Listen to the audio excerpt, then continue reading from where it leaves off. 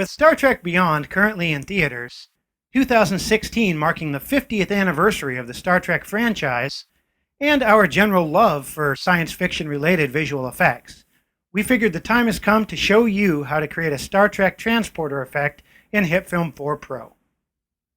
You can download the project files you'll need from the link in the YouTube description, and we will get started. Energize.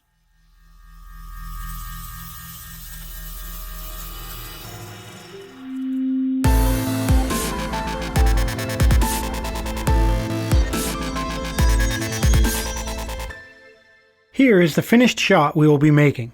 The project included in the zip file is already set up and ready for creating the effects we need. We will have a future video that walks through the exact steps I took to set this scene up, in case you want to try out the entire process on your own footage. But for this video, we wanted to jump straight into the fun stuff, actually creating the effects. Let's take a quick look at the setup though to get our bearings. As you can see, the project so far has me fading into the scene, but it needs some effects to make it look like I'm beaming down to the planet's surface. Our bottom layer is the main footage, which actually has me in it the entire time. The next two layers are background replacement, areas masked out of a still image of the location and tracked in place to remove me from the scene. Above those are 2 point layers, which contain the tracking data which keeps those repair layers in place. The top layer is another copy of me, a composite shot containing a still image. The layer inside the comp has a mask to isolate me from the background, and then the entire comp fades in with a couple of opacity keyframes. Again, all of the steps to get to this point will be explained in detail in a future video. Now, we can jump into the fun stuff. We will be focusing on wrapping me in particle trails, then using light flares to add some intensity to the shot. The effects will be happening between the start of the shot and the 8-second mark, as they need to end before the character, me in this case, stands up. Drag a new particle simulator onto the timeline, starting at maybe 10 frames in. To keep our particles in the shape of the character, set the emitter type to layer, and select the character plate comp. Then enable the Use Layer Alpha option. Disable the Use Layer Color option because we want to give these particles their own specific color. Let's adjust a few more settings on the particle system. In the general controls, set emitter attachment to 100% and velocity from emitter to 1%. This will ensure that after the particles are emitted, they still track with the source layer to retain the correct shape. Under Movement, set the speed to 0 to keep the particles from leaving the shape, and increase life to 2.5. Under Movement Variation, set life to 0.5. This will give us a half-second variety in either direction, so each particle's life will vary between 2 and 3 seconds. The particles now nicely assume the shape of our character plate layer, and we will next focus on getting the look of the particles dialed in a bit more. Rather than use one of HitFilm's built-in textures for these particles, we are going to create our own. You could use the Spark Star texture that is built in, or import an image to use as a texture, but we also have the option of generating textures from scratch right here in HitFilm, and that is what I'm going to do. Create a new plane from the Layer menu, and set it to 128 by 128 pixels, and white. Right-click that layer and make it a comp named Texture, and take properties from the selected layer, so the comp is the same size. Find the radio waves effect and drag it onto the plane. Scrub the playhead forward and waves will appear. We will make some quick adjustments to dial in a spiky star shape. Under Shape, change the shape to hexagon, curvature to around 37, and pinch to 0.25 or so. In the Appearance, set Fade In to 0 and Wave End to 1.25. Under Motion, set Frequency to 100 to fill the shape out. Note that there are a few frames at the start of the comp before the texture grows to full size. Let's jump back to the Energize comp and link up this texture. First, turn off the visibility of the texture layer. Then on the particle layer, under Particle System, Appearance, set the texture source to Layer and select our texture layer. And the particles disappeared. Remember when we looked at the first few frames of the texture comp where there was no effect?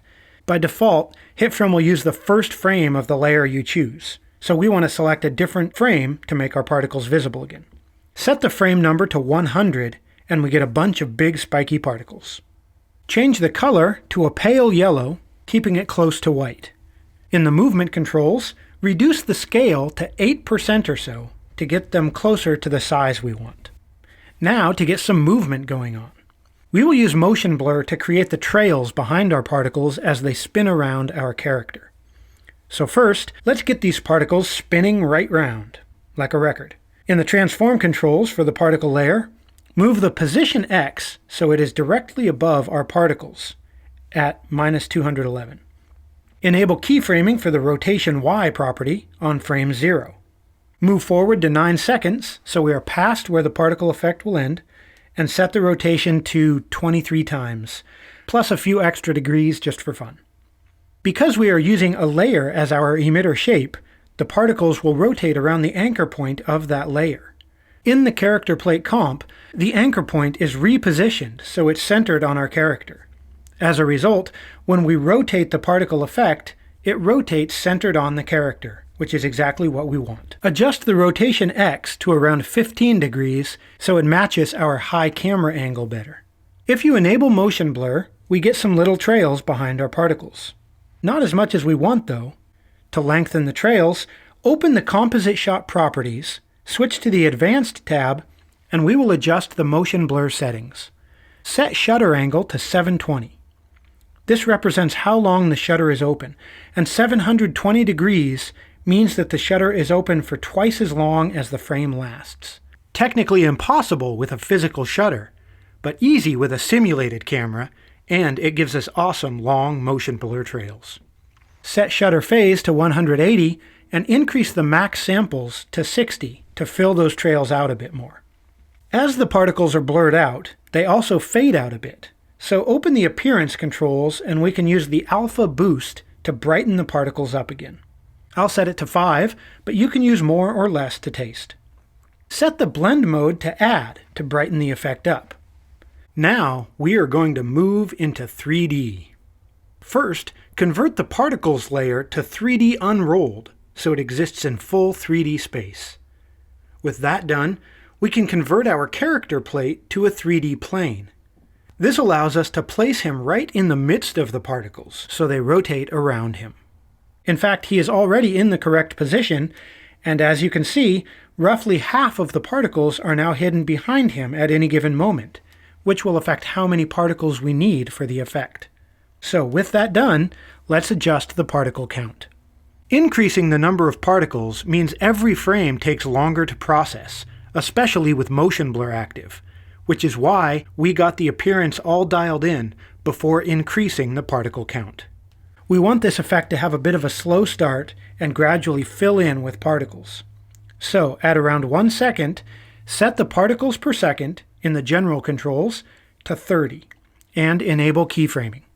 Move back to the start of the layer and set it to 3. Now jump ahead to about 2 seconds and increase the particle count to fill in the effect to about 500. It doesn't need to be completely filled in yet.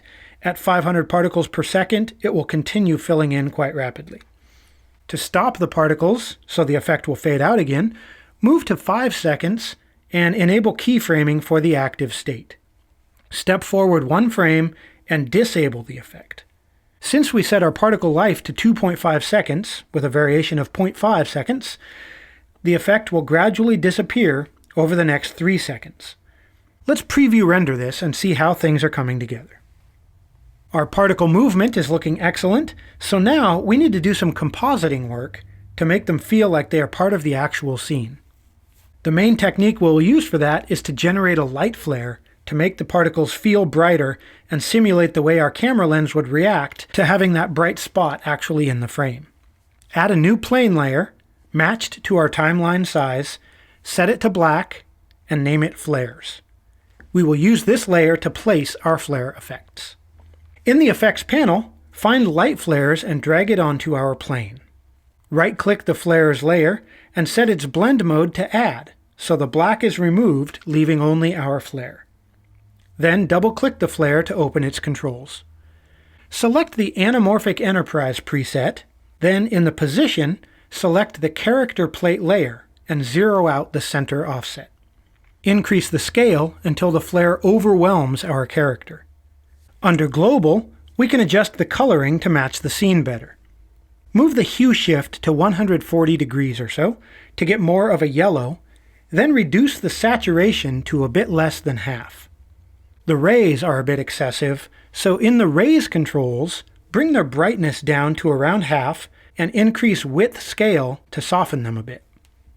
Now, with the effect looking a bit more like it fits the scene, we can keyframe the intensity to harmonize with the timing of the particles. Move the playhead to 4 seconds and increase intensity to 1.3, then enable keyframing. Move back to 2:15 and reduce intensity to 0.4. Then move back further to 1 second and set intensity to 0. Now the flare gradually builds along with the particles. To have it fade out, move to 7 seconds and set the intensity to 0 again. To add a bit more interaction that is offset from our main effect, add an anamorphic lens flare to the flare's plane. In the Streak 1 controls, bring intensity way down to 0.2 to keep it subtle, set orientation to horizontal, alignment to center, and enable both pivots. This is a subtle addition, but it helps to make the flare feel more like it is generated by an actual lens. To add more excitement to the scene, add a flicker effect next. Set amplitude to 0.1 and randomness to 0.05. Again, these settings are subtle, but it gives just a bit of life and movement to the effect, which makes the flare feel more like it is coming off of these quickly moving particles. Then select our first light flare, duplicate it, and move it below flicker in our effects stack. On this copy, change the preset to anamorphic streak, reduce the scale to 600, and remove the second keyframe from the intensity. In the rays, set brightness to 1. This effect, applied after the flicker, adds more depth to the flare and helps to even the flicker out a bit. Note that these flares could be applied to a grade layer, but if we had done that, then when we added the flicker, it would affect all of the footage underneath as well. We only wanted the flicker to apply to the flare effects, which is why we used a plane instead. And that finishes off the shot. Let's preview this and have a look. Obviously, there were some important steps that happened before we started this tutorial, but fear not. As mentioned, I will be walking you through the setup part of this process in a future video, so you have all the information you need to create this sort of shot from scratch. So please subscribe if you haven't already to make sure you don't miss that video when it's released, and thank you very much for watching.